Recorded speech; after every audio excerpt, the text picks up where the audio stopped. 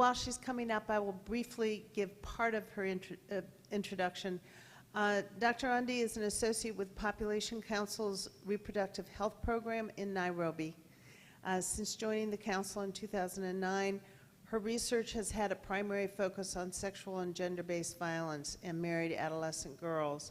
She also coordinates and provides technical support to the Population Council-led African Regional Sexual Gender-Based Violence Network, an active network of partners from across East and Southern Africa region who have been developing, implementing, and evaluating core elements of a comprehensive multi-sectoral response model. And hopefully we'll hear more about that tomorrow.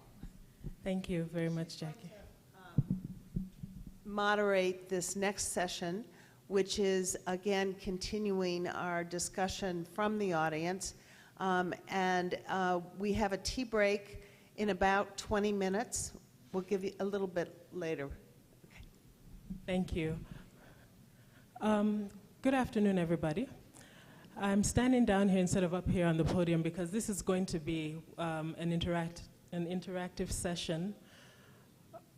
When the organizing committee for this meeting was coming up with topics that we thought were critical to include in this particular workshop, one of the things that came up was the fact that we really need to be talking about IPV in adolescents and IPV among older people in the East African region. This was emphasized again and again, and so we also had to come up with speakers to form a panel up here. And we did try, and we thought we had some leads on people who might have data sets, organizations that are doing work in these areas, and therefore would have data to present. Well, from the empty podium, what you can see is that we couldn't really find anybody. I think part of the reason is that some of the people who may have collected data on these issues are already in this room, already have presented or will be presenting today and tomorrow. But also, I think it was really telling. It just really demonstrates the fact that even though we know that this is an issue, there's not a whole lot of concrete evidence. But with all of us here in this room, so basically you all are the panelists. So what we're really hoping is that this session will really give us an opportunity to talk for the next 30 minutes about our observations, our experiences with IPV in adolescents and IPV among older people. I know that in previous sessions, there have been lots of people that have had comments.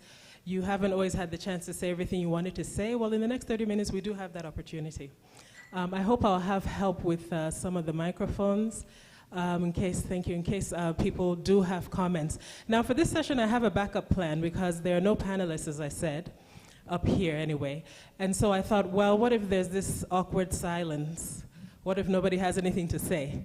I strongly doubt that that will happen, but just in case, I have 2 slides. Just sort of my own impressions off the top of my head about why we don't know enough about IPV when it comes to these 2 particular populations. Before I go to those slides, though, I just want to open up the floor. I don't want to preempt whatever any of you may have to say. Off the top of your head, what do you know, what are you learning from your own work on this issue about intimate partner violence? I already see a hand, thank you. In the East African region, what is it that we know? And when it comes to what we don't know, why don't we know what we don't know? Yes, please. Hello, I'm Janet Seeley from the Medical Research Council and the London School. We have done work with people over 50 and over 60 on HIV in older people, and we have data on violence, intimate partner violence, qualitative data for particularly older women and their partners. And I think one of the things that is most disturbing is that what we did, we had older interviewers over 60 interviewing the people over 60.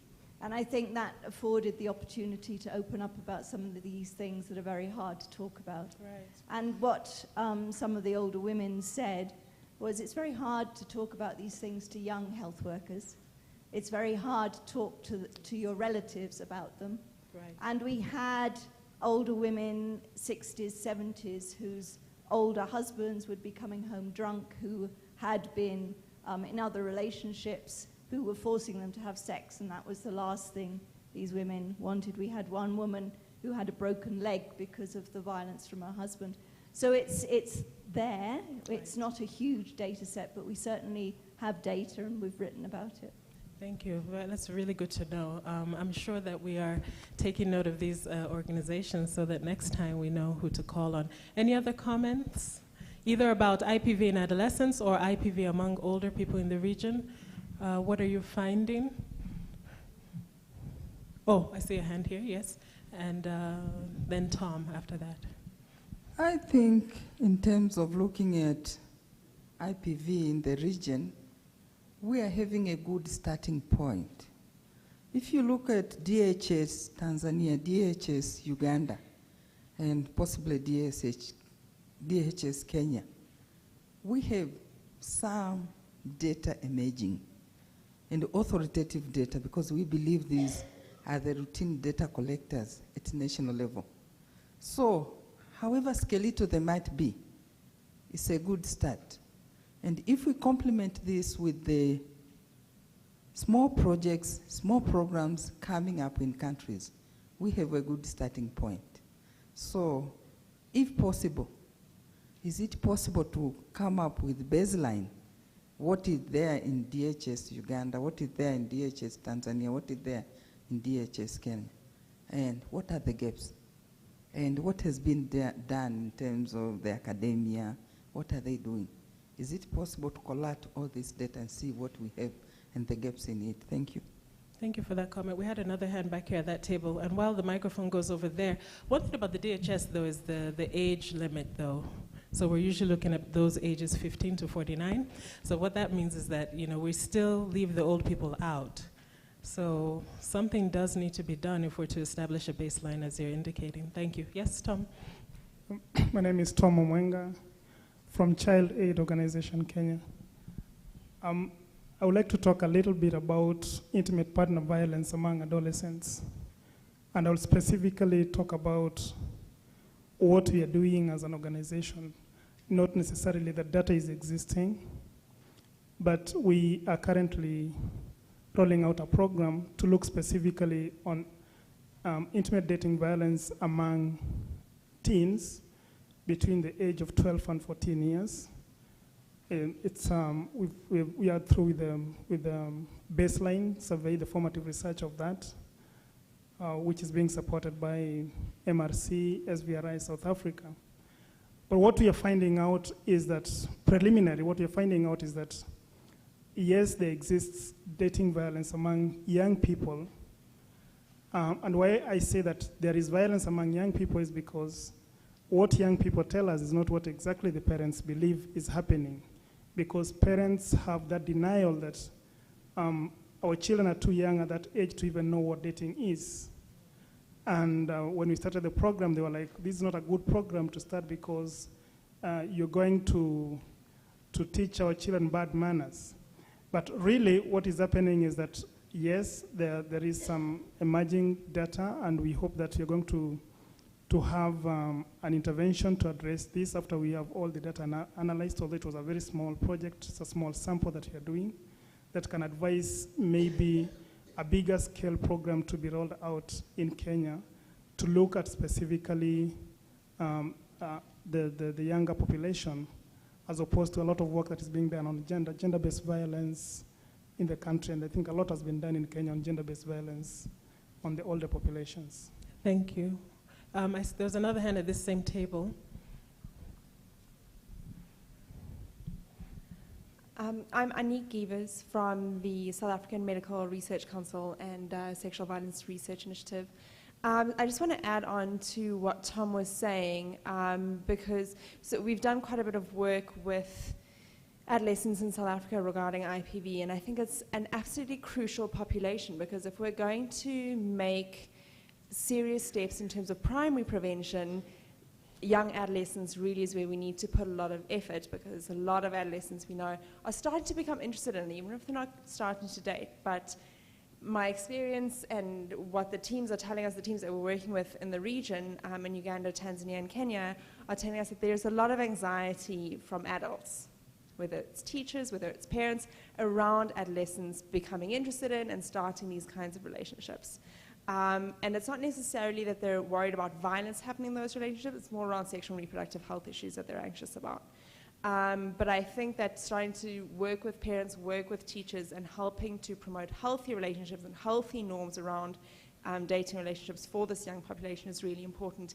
Even if because we know that there are adolescents who are experiencing IPV from a young age, even if we don't know sort of accurate population prevalence statistics or incidence rates, I think that the qualitative data certainly support that it's happening and that we need to do more about it. And actually, maybe what we need to do is also work on adults and key service provider or key adults' anxieties around adolescents becoming involved in this. Great, thank you for bringing that up. Okay, another hand. Great, thank you. Thank you. Looking at the challenges that are being brought here and how difficult it is maybe to get to some of the populations that are critical for us to be able to address the issues of adolescents and older women, why wouldn't we, for instance, rethink and not work with the definition of intimate partner violence, but deal with violence against women and violence against girls? Because in that particular group, again, the older women will capture the ongoing violence against women that is happening in the 3 countries on the context that they're either witches or whatever they call them, and they get to be either physically or sexually abused by people in the community because of the misperceptions as to what they respond to. Because if we talk about intimate partner violence, it narrows it so much to the extent where we're not going to be able to reach all these individuals unless we have well-trained older individuals who are able to gather that information from them. Thank you for that comment. We'll come to you next, but I want to find out if there are any reactions to Jesse's comment. Does anyone have sort of an immediate response to Jesse's question, or did we get the question? Okay, looks like maybe we didn't. Do you mind asking it again? I have a reaction, but I don't want to have to be the one to react to it. Yes. Currently, we're working with the definition of intimate partner violence, which is a very specific definition. But if we were to expand and work with violence against women, do we stand a better chance of being inclusive and including violence against girls and violence against women and capture the older women who may not necessarily only be subject to intimate partner violence, but also in other forms of violence as a result of who they are perceived to being in the community? Thank you. Any reaction? I would say, okay, I see one hand there. That's a reaction to what she had to say. Thank you for that. I think my name is Grace Omoni from University of Nairobi. I think if we opened up, we would rather open up leaving the intimacy part of it, because there's a lot happening. Even if I sat here and I asked any of you sitting here about intimate violence, I will get enough data. It is true, I will get enough data. So what we'll do is keep the intimacy and add other violence occurring to women. That will be a better way of looking at it. But if we lose the intimacy, then we're not going to get what we're looking for. And this is where we are at, where women or men are being abused, and at the end is affecting children who are coming out of that relationship and who are going to be affected too. So we end up losing that and diluting it. Okay, thank you. Sorry, your comment, was it going to be a response to Jesse? Okay, let me just take Lillian's response and then I'll come to you. Lillian, you're responding to Jesse, right? Okay. Thank you. I'm Lillian Pabulunja. I work for Care International in Uganda. Thank you, Jesse. I'm just a bit challenged when we really open it up, Because when we take the definition of the women per se, for instance, where she's saying we open it up, then the definition of women is actually defined differently in different contexts. Sometimes when you say you're a woman, then it means you're married, you have a child. And then here we're having adolescents whom sometimes we miss and actually sip through the net. Some are married, some are not, some have intimate partners, and actually even the definition of intimate partners to them is sometimes different from what we know.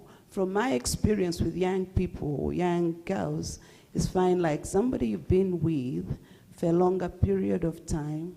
It may not be necessarily somebody who you're married to, but somebody who you have sex with, protected or unprotected. So I think personally, if we're going to open it up, we may miss some of this information that is really useful for us, and yet these people are growing in and out. And then when we come to target interventions, we always miss them out. Because one thing that was coming to my head was like, now where would we put those young people within intimate relationships, but prenatally, assumed to be prenatally infected with HIV, but then they are growing, whom we assume to be asexual, not sexually active. That's my dilemma now. Okay, thank you, Lillian. Before we, a response as well? Okay. I'm not quite sure what I think to Jesse's comment, so I'm thinking out loud. But just to comment, when we did the global evidence review about what do we know about the prevalence of intimate partner violence and what do we know about the prevalence of non-partner sexual violence, sort of global prevalence of partner violence is about 30% of ever partnered women. Non-partner sexual violence is about 7%. Yeah. So it's a smaller phenomena. Right. And so I can really see the argument that we shouldn't ignore other forms of violence because they're important. But from our evidence base at the moment, intimate partner violence is really the sort of most common form of violence. Now, there could be regional variations. Mm-hmm. I think it's a mistake to stop at 49 as somebody who's over 49. You know, that we should be careful about not looking at older age groups. I also think we don't have the nuance around adolescent dating relationships that at the moment, we're probably extrapolating from what we know about older women and applying that to adolescents. And what we see from our current data is, I think adolescents are most vulnerable to multiple forms of violence, both partner, non-partner. They're still working out their relationships and there's violence involved. You know, it's a very complex nexus that we need to look at very carefully. But just to say partner violence is probably the most common form of violence. Right, thank you, Charlotte. That was going to actually be my reaction, Jesse. It's very deliberate, the focus on intimate partner violence in particular, for that very reason. And because, you know, when we started talking about really IPV is a novelty in this region, looking at it, I mean, exploring it. So in actual fact, these other violence forms have been privileged all this while. So it really is time for IPV now, and it's appropriate given the prevalence. Thank you. Yes, this last comment before I get into the two slides that I have up here. This is just a comment. I'm Diane Gardsbane, and I'm conducting research on violence against women, policy and practice in Uganda. But I just want to make a comment. It's not my area, adolescence, but there is quite a body of research going on in terms of adolescence, and some of that research is here in Uganda. So there's a project that Georgetown University's Institute for Reproductive Health is conducting in the north with Pathfinder and SAVE. I guess nobody is here from those groups. But they're doing quite a rigorous study with a cohort group of from very young adolescents, older adolescents, and newly parented adolescents. And there's quite a body of rich research coming out of that that's related to gender norms and sexual and reproductive health that it's too bad you didn't have, but I just want to go on record that it would be important to bring that data in. Thank you for mentioning that. What I'd be curious about is whether they focus on intimate partner violence, because oftentimes we have all these studies that are looking at, you know, other violence forms, sexual and gender-based violence in general, sexual violence in particular, but not necessarily intimate partner violence. I may be wrong about this study, but they're looking at reducing. I mean, the goal of the project is to reduce intimate partner violence. Ah, okay, interesting. it's Thank you. prevention. Thank you for mentioning. So let me just go into this presentation briefly. It may bring up a number of issues a number of points you would like to corroborate or that you would like to critique. But again, this was just off the top of my head. Should I do the slides from here? Okay, thank you. Okay, so why we don't know enough about adolescence. Yeah, just go ahead and you can put all those bullets up. We've mentioned a number of these things already, some of the sociocultural and generational barriers. Someone talked about the notion that intimate partnerships is not really, or shouldn't be, right? Culturally, or when we think across generations, young people aren't supposed to be involved in intimate partnerships, right? So why should we collect data on this issue, right, when there's this prevailing assumption? But as a result of that, we also have what someone else mentioned about the lack of provider capacity to pick up on these things or to engage with this issue because there's a barrier, there's a generational sort of gap. Oftentimes providers are older unless you're in a youth-friendly clinic. Even then, in youth-friendly clinics, you'll find that most of the providers are much older. And also on the part of adolescents, probably a lack of trust in providers to really open up and talk about these issues, because if a provider reminds you of your parent, why would you want to tell them about your dating life when you're not supposed to be dating, right? But for me personally, because I have done some research on IPV, and even I used the cutoff age of 18, so it was those aged 18 above. I asked myself why? Well, because it's easier when it comes to obtaining ethical approval. So as a researcher that has to get 2 to 3 levels of ethical approval, you're just being practical and saying, I don't have 6 months, or I don't have 8 months, so it's just easier to, number one, get people that are at the age of consent. Number two, you're talking about a very sensitive issue, violence. And then you're adding on top of that, minors. Nobody wants to get into that because it's just not as easy, it's just more complicated. And then I'm not sure I doubt I'm the only one having this issue, but there's also the issue of the capacity of ethical review boards. Have you noticed that ethical review boards in the region don't focus on ethics sometimes? Have you noticed? That they don't focus on ethics, so you get your comments back and it's all about, oh, where's the table of contents, where's the abstract, and I'm like, so you almost feel, you don't quite feel comfortable going into, more complicated, issues on violence because you're not sure exactly what will come up. So you'd rather steer clear of that. Nonetheless, there are all kinds of opportunities that exist for screening for intimate partner violence among adolescents, because we do have some youth-friendly clinics that are working well. We do have schools, we do have churches. In other words, we don't have to always be within the health facility box. We already know what the health facilities are like, but there are other places where we can find adolescents and where they can be screened, and perhaps where they might even open up more, who knows, until we try. Next slide, please. And on why we don't know enough about older people, first of all, there's a lack of a targeted approach. There's a tendency to privilege antenatal care settings, isn't there? Most people are screening for IPV in ANC settings where you're not going to find older people anyway, right? If you think about all the areas in which we screen, the issue about looking at other health facility contexts, it came up in the morning and it's come up again here now. Places like orthopedic wards, right, or ophthalmologists, doctors of ophthalmology, having them screen because women come in with black eyes and so on and so forth. Those are things that we've not really been doing, but where we might find older people, even in just primary healthcare settings, those could be some of the places that we may find them. My own experience doing screening in Nairobi, one of the things we found out from the HIV comprehensive care settings is that quite a number of the women, including older women, simply didn't have partners anymore because their partners had succumbed to AIDS. And so it made screening a little less relevant sometimes for those settings than other settings. So I suppose the older a woman gets, the more likely it is sometimes that she's not in an intimate relationship, intimate partnership. And then the same social, cultural, and generational barriers that were mentioned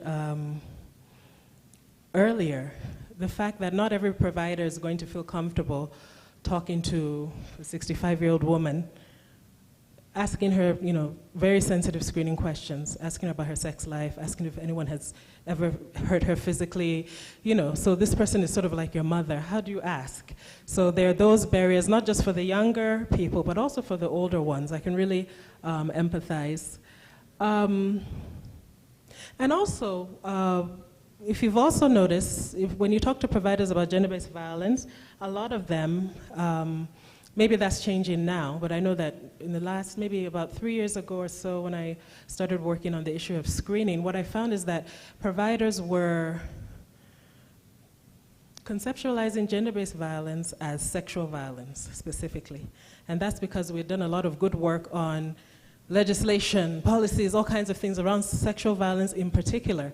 So when you talk to a provider in a hospital or health facility setting about gender-based violence, they were thinking and talking sexual violence only. I see some people nodding their heads, so that means it's not just in the context that I've been working in. And so if you think about GBV as sexual violence, you're also likely to think about IPV as sexual violence only, and then even more likely to feel that this is very, very irrelevant for older people because in our minds they're not having sex, right? But of course we know that that's not true. Yeah, and so I guess that's just a repetition. Lack of provider capacity to pose these kinds of sensitive questions to older people.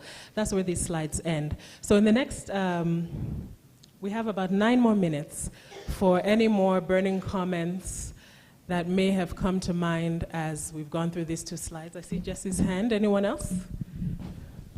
Okay, let's come over here. Did I see another hand over here? Oh, Ian after Jesse. Ladies first. Oh, okay, thank you. So ladies first. Gender-based violence. Thanks, Gigi. I think what I heard Charlotte say is, I had to see her to remember her name, is where do we envision taking into account our data collection tools? Where do we envision working with people 50 years and above? Because that would be very critical for us to have some suggestions, because if we have to talk about intimate partner violence and we haven't started thinking as to where exactly this is going to happen, then that creates a shaky situation. We know with younger individuals that we now have the tools to be able to ask those questions. We can ask for the various other different forms of violence. We can ask for intimate partner violence. And we're starting to have results come out. But what about the older individuals? Thank you. I think that was that a response? Oh, question. Oh, okay, response. I'm Jackie Campbell, co-chair, and I'm trying not to get into every conversation because it's for the audience, not for me. But I did want to mention that the elder abuse workshop that the forum conducted talked about general screening for elder abuse by anyone, and then you can find out who's doing it. And it's something that we're finding is more and more common around the world for our older people, older women included, that there are various forms of elder abuse. So as we mentioned, that report is now available on the IOM forum website.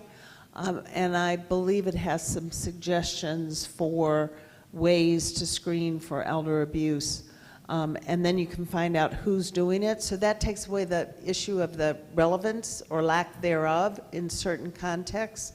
Of course, the thing you oftentimes have to, is a challenge, is that oftentimes older people will have a family member with them when the healthcare provider is addressing them. And it could be that that family member is the one that's abusing them, or that the older person does not wish to disclose abuse in front of, say it's their partner who's abusing, or their spouse who's abusing them, and they don't want to admit that in front of their daughter.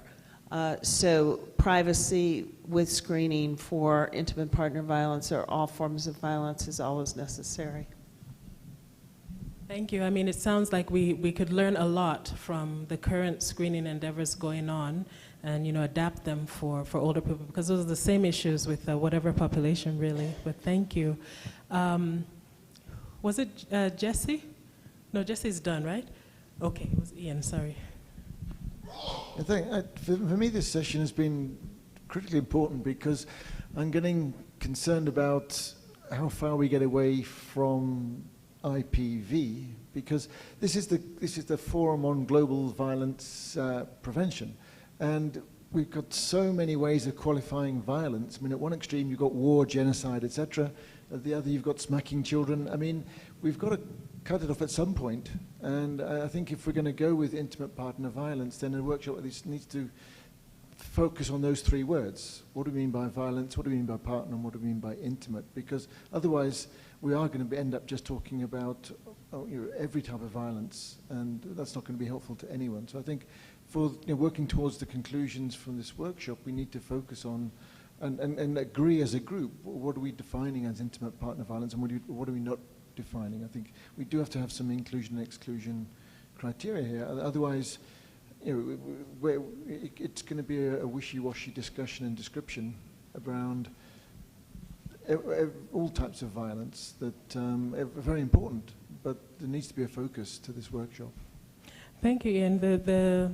The workshop is definitely an intimate partner violence workshop.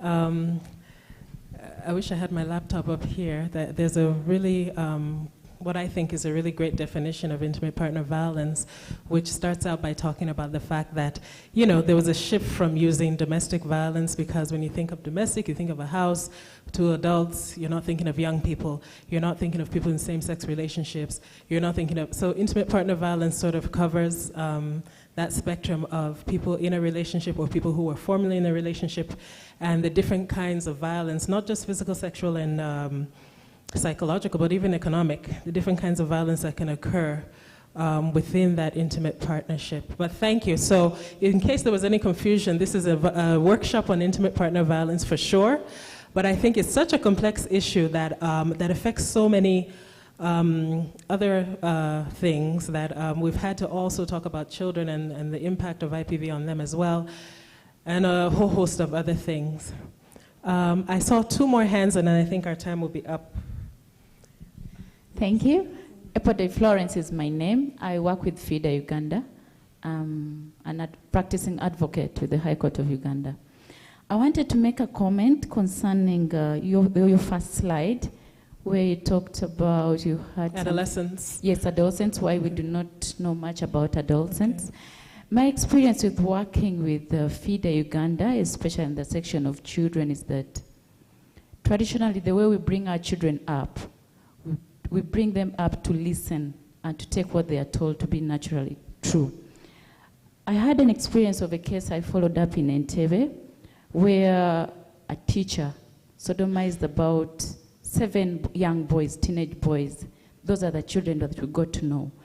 However, when we finally followed it up, you find that some of these boys actually used to indirectly tell their parents that they do not want to go back to the teacher's home. But the parents would always insist that, go there, he's a good person, he's a good person. But at the end of the day, when we took the boys through counseling, you realize that actually they could not open up because of the violence their parents were subjecting them to at home. Because some of them you'd find their mothers are maybe drunkards, some of them the fathers beat the mothers. There's that kind of violence. So it kind of suppresses the child's self-esteem. So I think it's also important for us to bring up children in a way that they question everything that they are told to do. Because if you follow what this gentleman did, he took advantage of that to abuse the boys and sodomize them. And we managed to follow up the matter. Some of the cases are in High Court, and the teacher was committed. Then there was another case I followed up in Kapchora of a girl whose school director, wanted to sexually harass her. He had had sex with about 4 teenage girls in the same school, and they had gotten pregnant. But again, because of face saving and the position the director had in that village, families feared to come up and report him. But when FIDA, we came up to follow up that case, we reported him, and kind of police followed up the case. But unfortunately, when we came to Kampala, again, the girl's parents went back to court and made another statement that we forced them to kind of follow up the case. So those are the challenges we face, but I would also urge you to follow boys. It's coming up. My experience in my organization, the issue of sodomy in schools and specifically young boys is becoming rampant. So I would appreciate it if you followed it up. It would help us a lot. Thank you. Thank you for sharing your experiences, Florence. We had one more hand at your table, did we? And then we will close this. Thank you very much. Molindo Aba is my name. I'm Secretary General for the African Fraternity for Peace and Justice. Now, we are talking about issues about a perpetrator and a victim, IPV.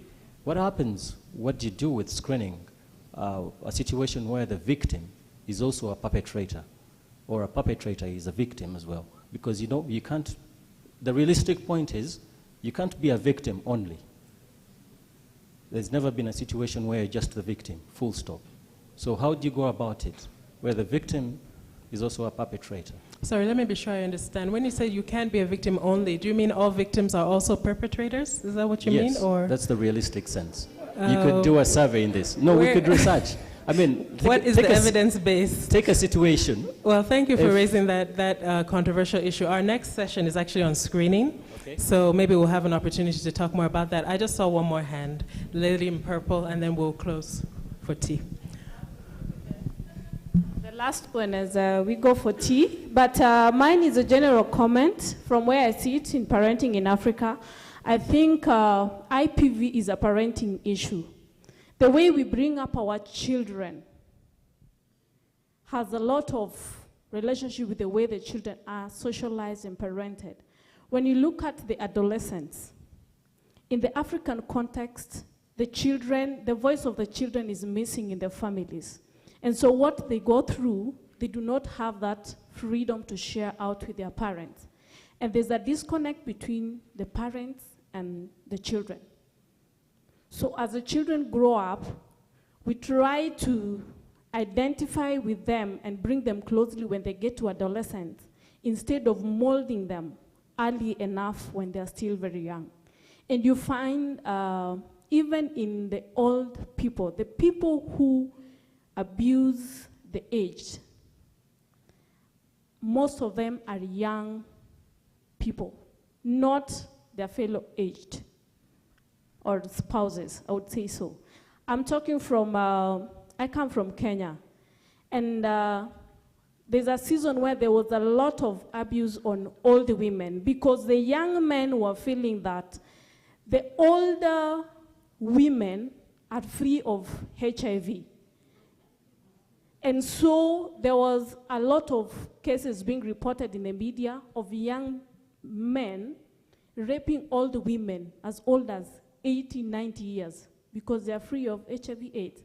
But my bottom line is how do we parent our children? And as parents, do we play our rightful role in the families to take care of the children and even the way what they see when, in us, in our families? Thank you. Thank you. I mean, I think I would agree that parenting definitely plays a role. It's part of the puzzle. I don't think it's the whole thing. I think sometimes even with the best of parenting, there are other circumstances that can lead one to experience intimate partner violence. And that's why the workshop may seem like we're trying to attack so many things at once, because there are so many factors that can lead to one surviving intimate partner violence. Well, I'm told that our tea will not be ready for the next 5 minutes, so that gives a chance for one or two more lucky people to make a comment or ask a question. The floor is open. Yes, I see your hand. Anybody else? Okay. Oh, one more person, and then I think we'll end. Thank you. Yes. I'm Catherine Gidai from Men Engage Kenya Network in Kenya. And I just want to mention 2 interventions that we're learning in terms of addressing intimate partner violence among adolescents. One of it is coming up or domesticating comprehensive sexuality education guidelines in Kenya. We all know that sexual reproductive health, SRH, includes HIV, and there's a clear link between HIV and IPV and GBV in that sense. And so for us, what we're trying to bridge is a gap in terms of providing knowledge to the adolescents. And these guidelines will include information on GBV services, laws around violence, as well as response mechanisms and what they can do as minors, because we've seen and we've heard even from the floor that a lot of this is happening. And at this time, adolescents are, of course, in schools. And when it comes to the implementation, then it will go into the Ministry of Education, Science and Technology docket, where they are currently actually reviewing those guidelines, and they'll be able to teach or equip the teachers with capacity to be able to teach life skills in the schools.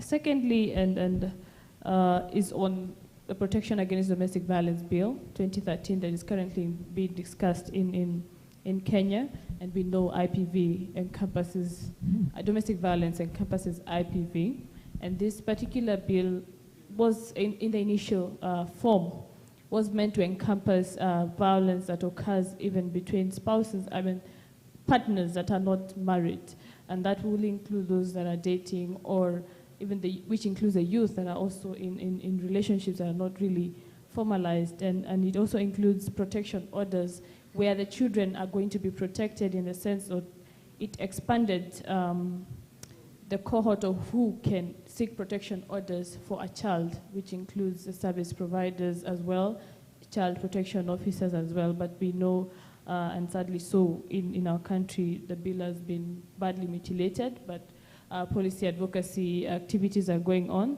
and to be able to help us. So, and I've seen this since morning, the presentations that have happened, there is a link. In some countries like Uganda, we have good laws that will then help in prevention of IPV. But in some countries, the laws are not existent. So what is the link, and how does it then help in preventing IPV? In other cases, there's weak implementation or weak laws and policies. Thank you. Thank you, Catherine, for sharing what Men Engage is doing in Kenya. Beatrice Mulindwa. I was, when you are mentioning the youth-friendly clinics, I'd like to hear more about adult-friendly clinics. Does such a term exist? And then I was thinking, but then if you're talking about adult-friendly clinics, what is the age bracket we have in mind? The human resource.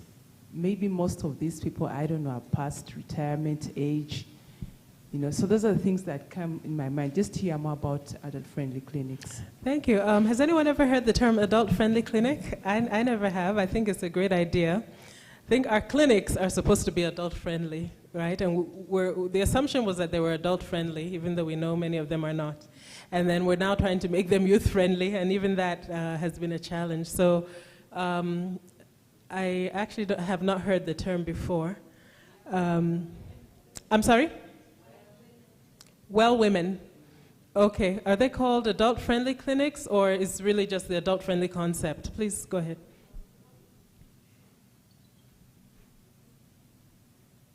We have what we call Well Woman Clinic, which basically takes care of women above 50 years.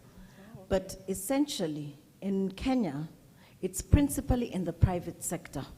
I have to be very clear about. Okay. Because what you have is women coming in the public sector would be coming into the various screening programs for hypertension, diabetes, and maybe the orthopedic because of pathological fractures, specific related problems. The Well Woman Clinic in the private sector then basically just deals with screening women related to old age issues, medical issues, and social issues.